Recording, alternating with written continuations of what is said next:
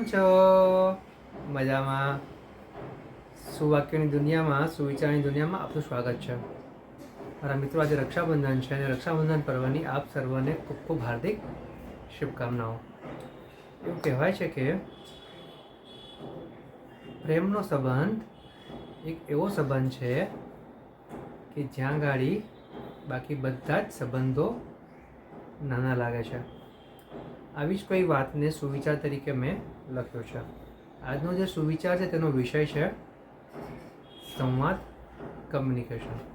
મેં લખ્યું છે કે જ્યાં પ્રેમની વાત હોય છે, હૃદયની વાત હોય છે, લાગણીની વાત હોય છે, તે જગ્યાએ અગર ઓછા શબ્દો વાપરીશું તો પણ સંવાદ શક્ય બને છે. મારા મિત્રો, વાત ખૂબ જ સરળ છે, સમજવામાં પણ આસાન છે અને વર્તવામાં પણ એટલી જ આસાન છે અને એટલી જ મહત્ત્વની છે.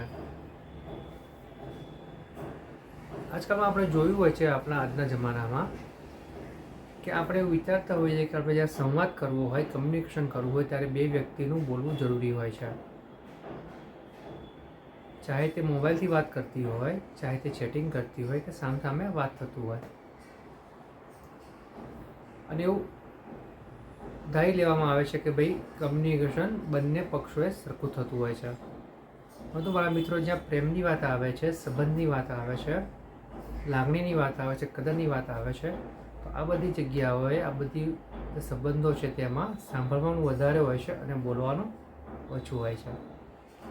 પરંતુ જ્યાં લાગણી બતાવવાની હોય છે, જ્યાં પ્રેમ બતાવવાનો છે, ત્યાં આપણે ચોક્કસ જ બતાવવો જરૂરી છે. પરંતુ તેના માટે મોટા મોટા શબ્દોની જરૂર પડતી હોતી નથી. એટલે મારા મિત્રો, જો આપણે ખરેખર સાચો પ્રેમ કરતા હોઈએ, સાચી લાગણી ધરાવતા હોઈએ, ખરેખર કદર કરતા હોઈએ, તો બહુ બધું બોલવાની જરૂર નથી, પરંતુ તે આપણા વર્તનમાં દેખાઈ જ આવે છે. એટલે મારા મિત્રો, અહીંયા જે પ્રેમ છે તે એ પ્રેમની વાત છે કે જે આપણે અત્યારે જીવી રહ્યા છીએ. જેમ કે ભાઈ બહેનનો પ્રેમ હોય, માતા પિતાનો પ્રેમ હોય, પિતા પુત્રીનો પ્રેમ હોય, માતા પુત્રનો પ્રેમ હોય કે મિત્રોનો પ્રેમ હોય. પરંતુ આ બધા પ્રેમ એવા હોવા જોઈએ કે જે લાગણીથી જોડાયેલા હોય, કદરથી જોડાયેલા હોય, તો પછી સામસામે ઊભા રહીને સંવાદ કરવા માટે બહુ બધા શબ્દોની જરૂર પડતી નથી. એટલે મારા મિત્રો, ઘણી વખત આપણું જે વર્તન છે, આપણે જે વર્તાવ કરીએ છીએ, તેનાથી પણ ઘણું બધું બોલાઈ જાય છે, ઘણું બધું સમજાઈ જાય છે.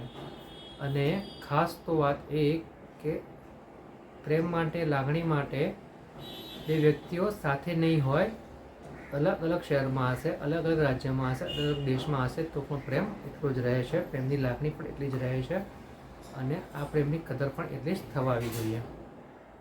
એટલે ખાલી એક શારીરિક હાજરી જ બધું નથી હોતું, માનસિક રીતે પણ, મનથી પણ આપણે વ્યક્તિઓને યાદ કરીને તેમની સાથે જોડાઈ શકીએ છીએ. અને આ જ એક સાચો પ્રેમ છે, આ જ એક સાચી લાગણી છે. Thank you.